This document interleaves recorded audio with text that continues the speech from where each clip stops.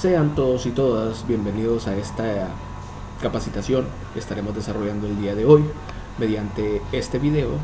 Siendo estudiante de la licenciatura en Pedagogía y Ciencias de la Educación del Centro de Recursos de Aprendizaje Educación a Distancia de la ciudad de Juticalpa y como parte de las asignaciones de la clase de orientación educativa, trataremos hoy los resúmenes de lo que sería el capítulo 4, 5, 6 y 10 de nuestro libro de texto, siendo en primera instancia el capítulo 4 que vamos a tratar, que nos habla sobre la orientación en la atención a la diversidad, a los procesos de enseñanza, aprendizaje, en la acción tutorial. Existe una diversidad de contenidos en los cuales nos vamos a enfocar solamente en dos. El primero de ellos sería los objetivos y contenidos de la orientación para la atención de la diversidad. Recordemos que como respuesta educativa a la diversidad que nos encontramos en contexto de cada uno de los centros educativos, viene siendo una necesidad la adecuación del sistema educativo en cuanto a las características, necesidades, capacidades que cada estudiante puede poseer. En este caso podríamos hablar de capacidades físicas, capacidades motoras, capacidades intelectuales que deben ser aprovechados de una u otra manera. ¿Cuáles serían entonces los objetivos de la orientación educativa en la atención a la diversidad? Promover la integración del alumnado en general. Todos tienen necesidades. Articular una respuesta educativa adecuada a las necesidades educativas especiales, porque como todos sabemos, nuestro sistema educativo hondureño es inclusivo. Es un derecho universal que poseemos, entonces tenemos que ver cada una de estas necesidades. Como tal sería también prevenir y desarrollar la educación en grupos desfavorecidos, que en este caso estamos refiriéndonos a las mujeres, a los inmigrantes, a las personas que viven en zonas rurales de nuestro municipio, nuestro departamento, de nuestra ciudad, a las personas con discapacidades físicas y las personas de la tercera edad. Ayudar tanto a la institución como al individuo o grupo en los procesos de clasificación y ajuste. Estamos refiriéndonos bastante a lo que sería la escolarización y al personal etiquetado y no etiquetado. Dentro de los objetivos también podemos encontrar que se tienen que realizar los procesos de asesoramiento individual, porque como sabemos se puede hacer atención grupal, también se requiere lo que es una atención especializada o individual para casos en especial. Tenemos que desarrollar programas preventivos de problemas de aprendizaje, evaluar y desarrollar programas para la mejora de la motivación, de igual manera evaluar y desarrollar programas de habilidades para la vida cotidiana, diagnosticar casos, realizar el correspondiente tratamiento y evaluarlo. Recordemos que si el caso escapa de nuestras capacidades o de nuestro alcance, puede ser referido hacia una persona especializada en el tema. Realizar evaluaciones psicopedagógicas e iniciar, en caso de ser necesario, un correspondiente procedimiento de adaptación curricular. Y finalmente, evaluar las competencias curriculares de las y los alumnos.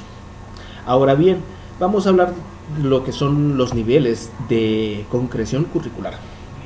Recordemos que la descentralización en la toma de decisiones se traduce en lo sucesivo de niveles de concreción curricular y en la autonomía pedagógica de los centros educativos. Para esto nace lo que son los reales decretos de la enseñanza mínima, que viene abarcando la educación básica, la educación prebásica y la educación secundaria. ¿Qué quieren decir estos reales decretos en la enseñanza mínima? ¿A qué se refiere? Prescribe los contenidos del currículum de forma abierta y flexible.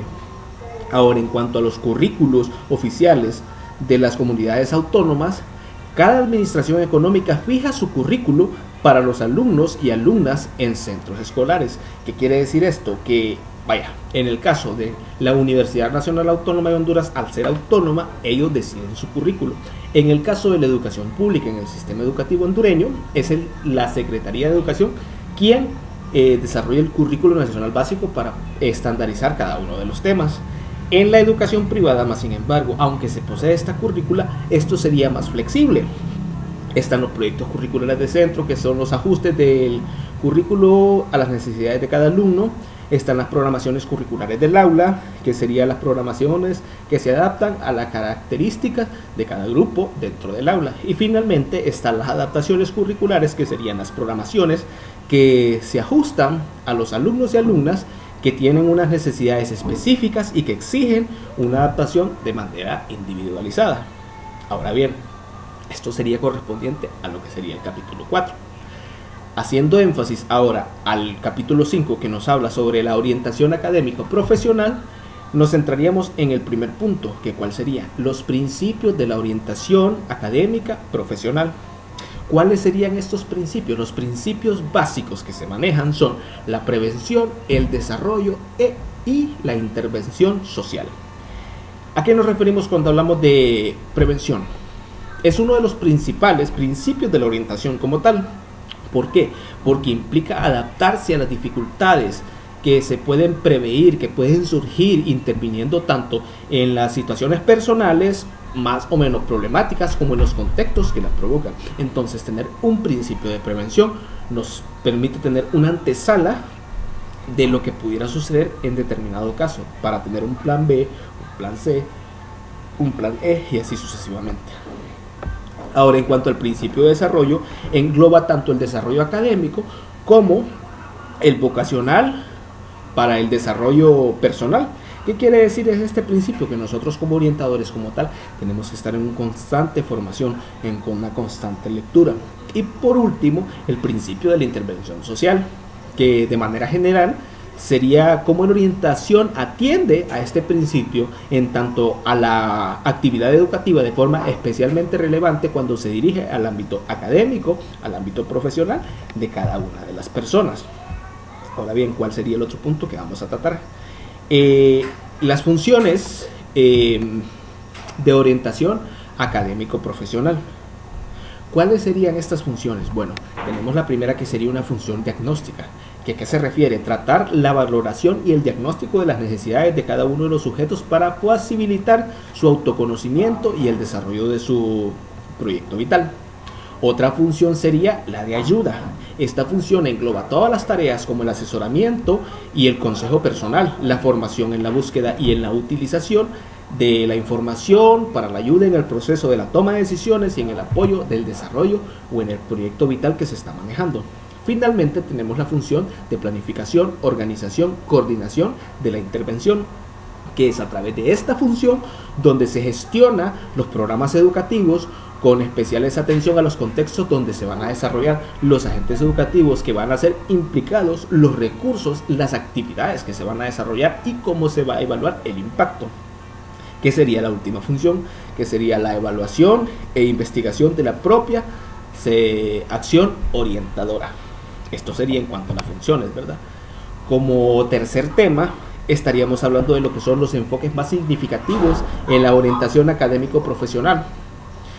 El libro de texto como tal nos menciona un sinnúmero de enfoques. Yo me quise centrar en los que más específicos. El primero sería el enfoque psicoanalítico, que es este enfoque se aplica a muchos de los postulados de la escuela psicoanalítica para explicar el modo en que se produce la elección vocacional. El interés del enfoque radica no tanto en su importancia en sí mismo, sino en el impacto que fue realmente escaso en este sentido. Está el enfoque evolutivo, que un ejemplo muy claro sería el modelo de opción ocupacional de Hinsberg, si mal no me equivoco así se llama el modelo. Lo que propone este modelo es una opción ocupacional, que es, como ya se ha dicho antes, que la elección vocacional es un proceso que abarca toda la vida laboral y enmarca dentro del desarrollo global del sujeto en este caso. Tendríamos también el enfoque conductual cognitivo, donde podríamos aplicar, por ejemplo, el modelo de aprendizaje social de Grunwald, que es alemán, donde dice que el ambiente o las circunstancias personales influyen muy poderosamente en la decisión vocacional, aunque es preciso que evalúe a través de un proceso de discernimiento personal.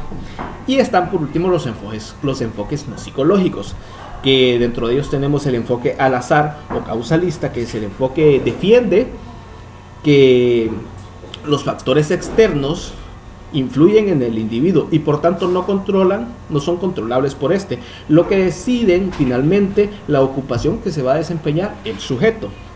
Tenemos el enfoque económico, donde habla que el factor económico es el principal determinante de la elección. Las personas elegirán una ocupación en función de las ventajas netas del beneficio económico que se le va a proporcionar.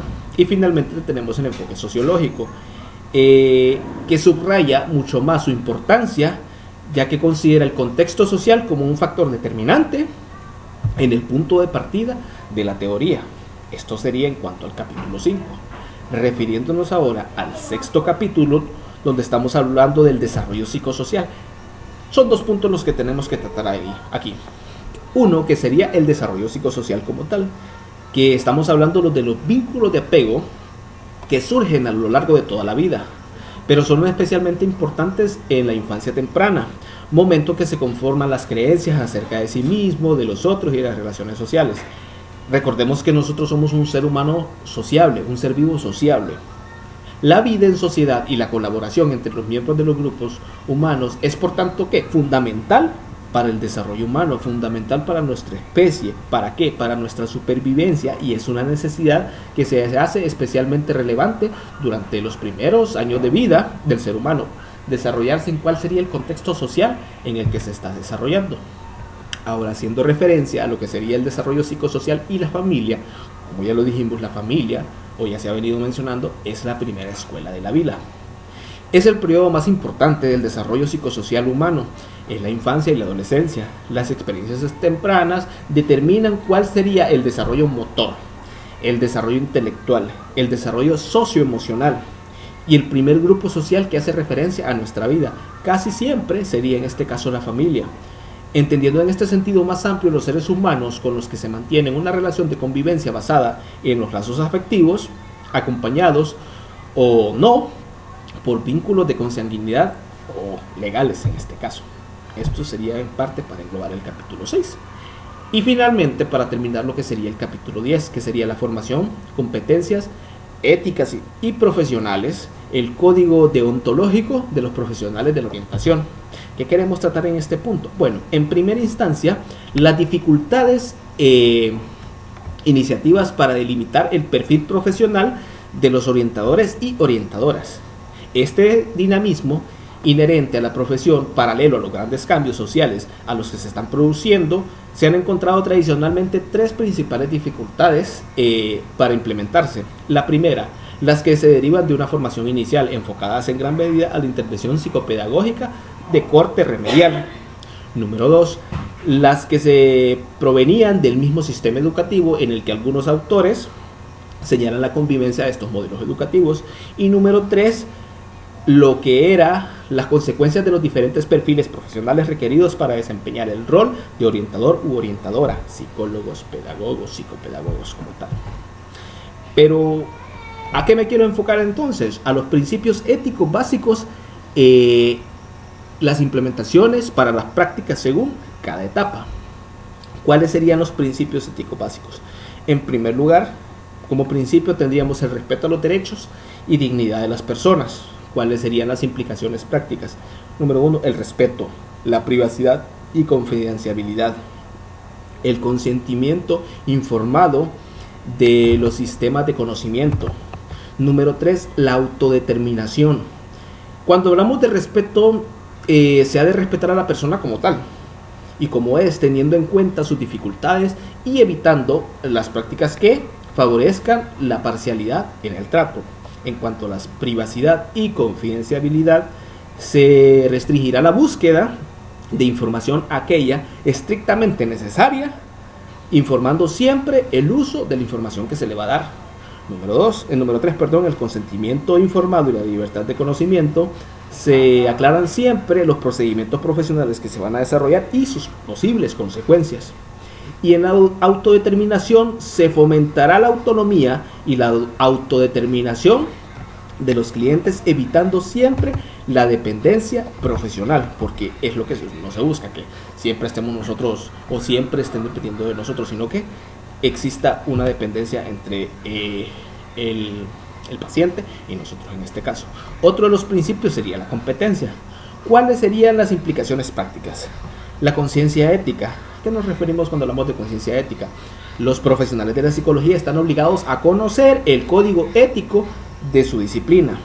los límites de las competencias, que de igual forma actuarán profundamente dentro de los límites de la competencia derivada de la formación y experiencias, los límites de los procedimientos. El profesional está obligado a conocer los límites de los procedimientos utilizados y a ejercer dentro de estos límites que no se pueden sobrepasar. Y finalmente, la actualización profesional. También uno está obligado a formarse permanentemente, a actualizar su práctica a fin de ofrecer el mejor servicio profesional posible. La incapacidad. Si la habilidad o el juicio del profesional estuviera afectado, aunque fuera temporal, este no debe ejercerse. En cuanto a las responsabilidades, que sería otro de los principios, existen las siguientes implicaciones prácticas. La responsabilidad general en todas las acciones profesionales que se desarrollen. La promoción de altos niveles de actividad científica y profesional. La evasión de daños. Cuando se habla de evasión de daños sería por el uso inapropiado de conocimientos o prácticas. La continuidad de atención. El profesional mantiene la responsabilidad de los clientes después de la determinación formal de la relación profesional. La responsabilidad extendida. Debe asumir las actividades científicas y profesionales de empleados, ayudantes, supervisores, estudiantes. Y por último, la resolución de dilemas o problemas éticos. Finalmente, para ir finalizando, tenemos el principio ético básico de la integridad, que nos habla de las siguientes implicaciones. El reconocimiento de los límites profesionales, honestidad y precisión en los aspectos de cualificación y formación propia, así como el financiamiento financieros o informativos. La sinceridad y franqueza. Hay obligación en ser franco en la investigación y la práctica profesional, así como ocultar la información. Tenemos el conflicto de intereses y explotación, que se debe ser imparcial, va contra la integridad profesional, aprovecharse de las relaciones profesionales para obtener intereses personales. Y finalmente la acción de compañeros, que hay obligación de criticar razonablemente la acción profesional de nuestros compañeros. Este sería entonces el resumen planteado por mi persona en cuanto a los capítulos 4, 5, 6 y 10. Muchísimas gracias.